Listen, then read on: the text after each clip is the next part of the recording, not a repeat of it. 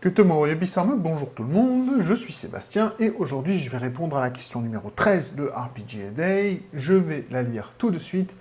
Un environnement de jeu évocateur. Et le mot-clé d'aujourd'hui, alors sachant que la question d'aujourd'hui c'est... Pourquoi est-ce que tu ne veux pas comme moi je veux? D'abord, hein? Bon tant pis, on va ouvrir... Pas grave, ça va rester dedans. On le fait live. D'accord. Et donc, le mot-clé d'aujourd'hui, c'est environnement. Puisque la question en anglais, c'est evocative environment. Donc, un environnement évocateur. Oh putain, pas facile ça. Un environnement évocateur. Qu'est-ce qu'il entend par là? Je sèche. Et comme je sèche, je m'hydrate. Je crois que j'ai déjà fait cette blague, c'est pas grave.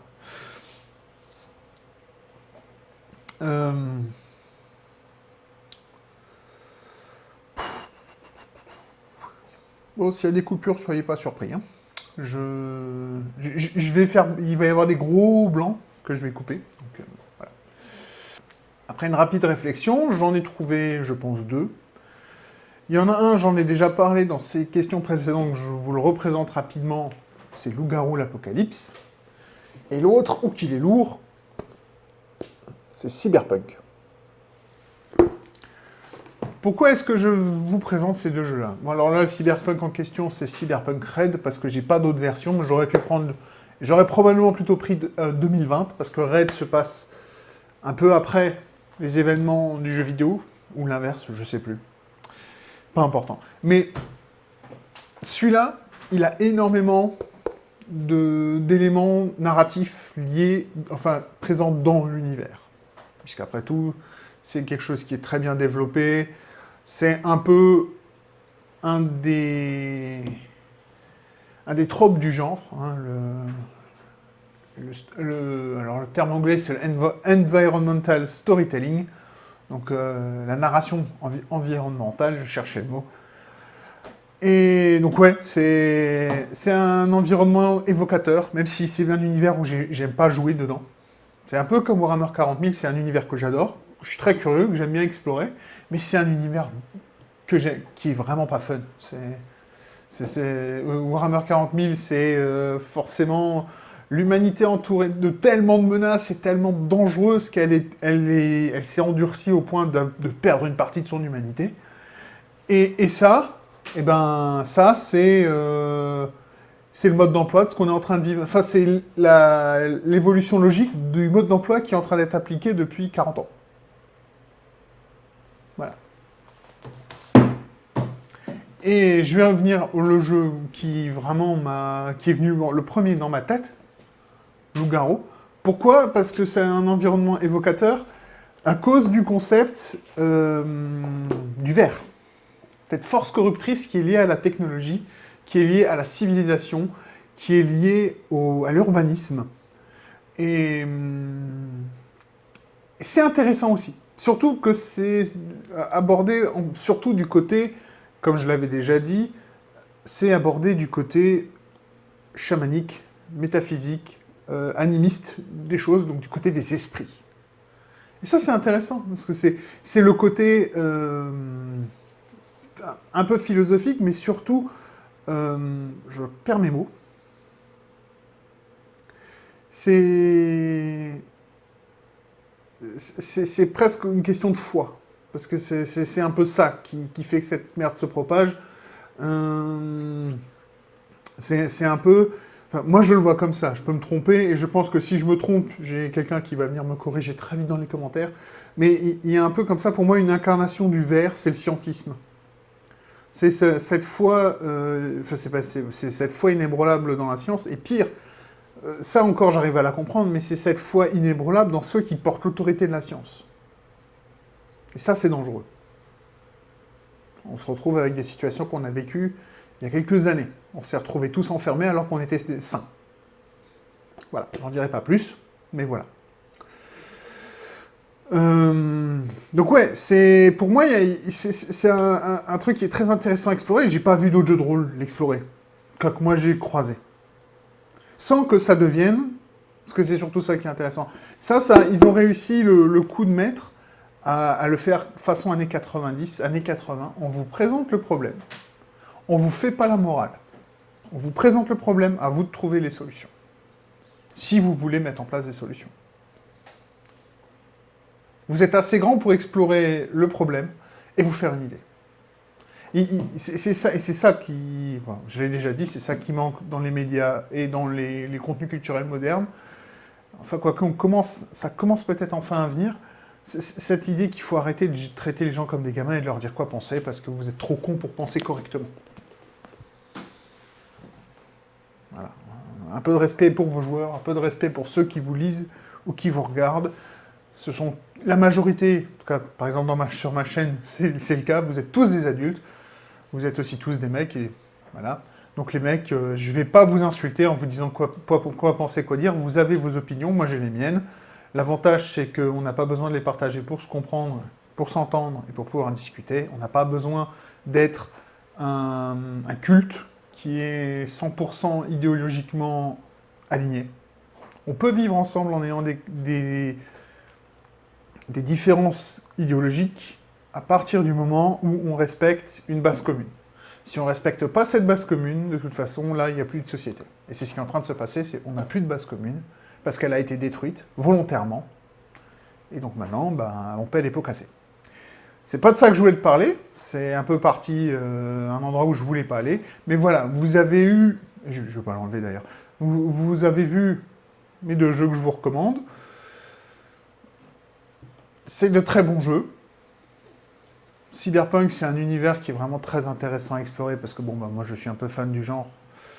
Ça se voit pas, mais j'ai le Cryptonomicon, Samurai Virtual et 2-3 autres. Donc voilà.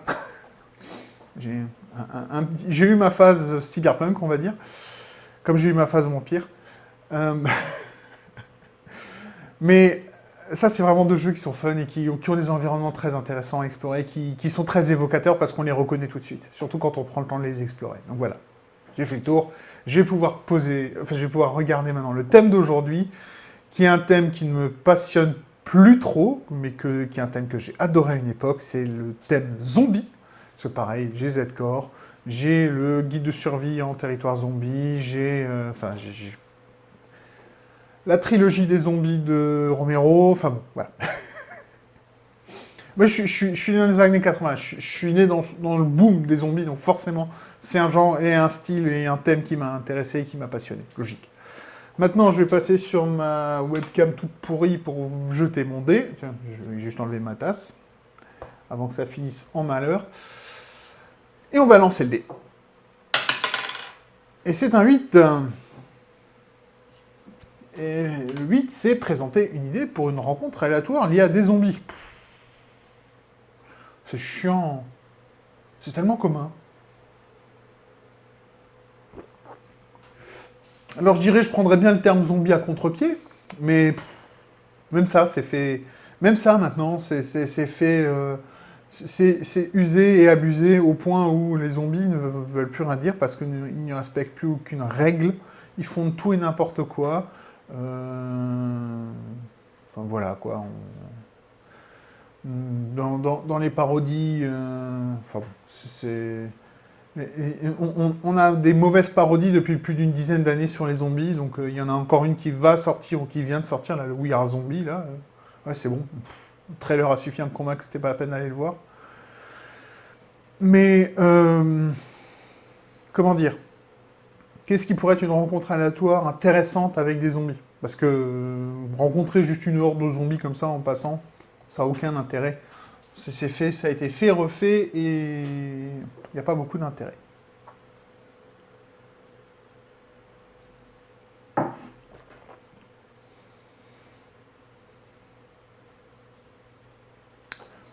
Après tout, c'est le thème. On n'est pas forcé d'utiliser les zombies, on doit être dans le thème des zombies.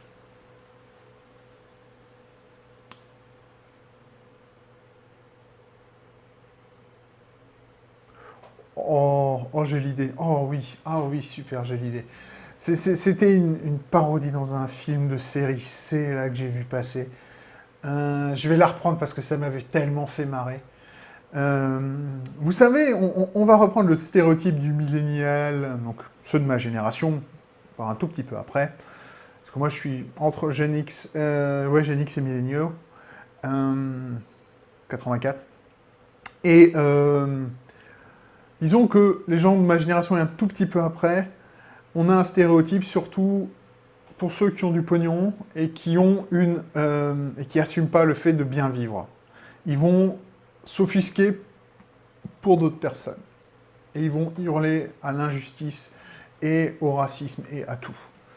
Et en fait, le délire, c'est que dans ce film de zombies, qui était justement une comédie aussi, série C, ce genre de personnage avait décidé que les zombies étaient un groupe opprimé. Et je vous laisse imaginer le délire que ça peut générer. Sachant que c'était des zombies tout à fait classiques. Hein. Vous vous approchez d'eux, ils vont vous bouffer. Donc, mais je trouve ça tellement parlant, tellement rigolo, sur le coup, ça m'avait fait hurler de rire, parce que ce genre d'imbéciles sont prêts à protéger et à mettre sur un piédestal des gens qui n'auraient aucun scrupule à les massacrer à la première occasion venue. C'est un peu il y a un mème comme ça, c'était Chicken for KFC, oui, c'est un peu l'idée. Les poulets pour KFC, pour défendre KFC, la chaîne de fast-food qui vend du poulet pané. Donc, voilà, ou bien les vaches pour McDo, c'est pareil, hein, c'est la même idée. Mais je trouve ça ferait une rencontre tellement what the fuck, et bien sûr, au milieu de cette rencontre, vous la faites partir en cacahuète, parce que justement, c'est un groupe qui défend des zombies contre les joueurs qui viennent probablement les massacrer, ou au moins protéger un secteur. Et ces gens-là, au bout d'un moment, ils vont se faire encercler et ils vont se faire bouffer. Et ça fait un joli test d'humanité pour les autres en face, pour vos joueurs. Est-ce qu'on les sauve, ou est-ce qu'on les laisse vivre les conséquences de leur délire? Parce qu'en fait, c'est une situation qu'ils ont créée eux-mêmes, et qu'ils ont que ce qu'ils méritent, et qu'au moment où ils appellent à l'aide parce que, oh mon Dieu, ils sont en train de me bouffer, et ben là, il n'y a plus personne parce que tu as rejeté tout le monde, tu as demandé à ce que tous ceux qui allaient faire quelque chose ou qui pouvaient faire quelque chose ne le fassent pas ou n'aient plus les moyens de le faire, et donc forcément, ça te pète au nez. Moi, je trouve ça très drôle. Il y a un terme allemand pour ça, c'est Schadenfreude. C'est avoir de la joie face à la détresse de quelqu'un. Des fois, ça arrive, des fois, ça fait partie de l'humour noir, et oui, c'est quelque chose qu'il faut assumer. Des fois, ça fait du bien de voir des connards qui vous ont cassé les pieds pendant des années se manger ce que vous les avez avertis qu'il allait leur arriver. Et il n'y a même pas besoin de dire « je t'avais prévenu », il y a juste besoin de se retourner et de se barrer. Voilà. Moi, je trouve ça rigolo. Ça m'avait fait marrer sur le coup. Et surtout, quand j'avais découvert ça, c'était une interview sur un... Enfin, c'était pas une interview, c'était un débat sur un plateau de télé américain. Donc, ça s'engueulait, ça... Enfin, bon, voilà. C'était très rigolo. Et je sais plus quel film c'était, donc je serais incapable de vous mettre la référence. Mais bon, voilà. En tout cas, je pense que j'ai fait le tour de la question, et j'avais envie de faire pas mal d'apartés, de parallèles aujourd'hui, donc on n'a pas trop parlé de JDR, on a plus parlé d'autres choses, mais il y a des fois où il faut que ça sorte, parce qu'il y en a marre. Je sais que vous n'êtes pas forcément là pour ça, mais voilà, moi aujourd'hui, j'en ai pas le cul, donc... Je ventilais ça au lieu de garder, de m'énerver, parce que ça sert à rien de s'énerver. S'énerver, c'est justement la marque des gens qui sont émotionnellement immatures. Et on peut discuter, même si on n'est pas d'accord, et garder son calme. Enfin bon, voilà. Je vais m'arrêter là, j'ai fait le tour de ce que je voulais dire, de ce que je voulais vous présenter. Donc, pour rappel...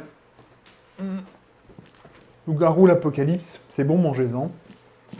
Et Cyberpunk. Bah, Cyberpunk Red. Bon, par contre, c'est un monstre. Hein.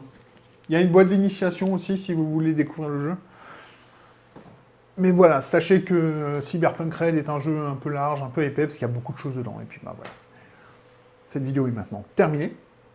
Comme d'habitude, je vous souhaite de trouver ce qui vous rend heureux. Et en attendant la prochaine vidéo qui sera demain, et ben je vous dis à demain, justement. Ou plutôt, comme on dit chez moi, peace mon royaume.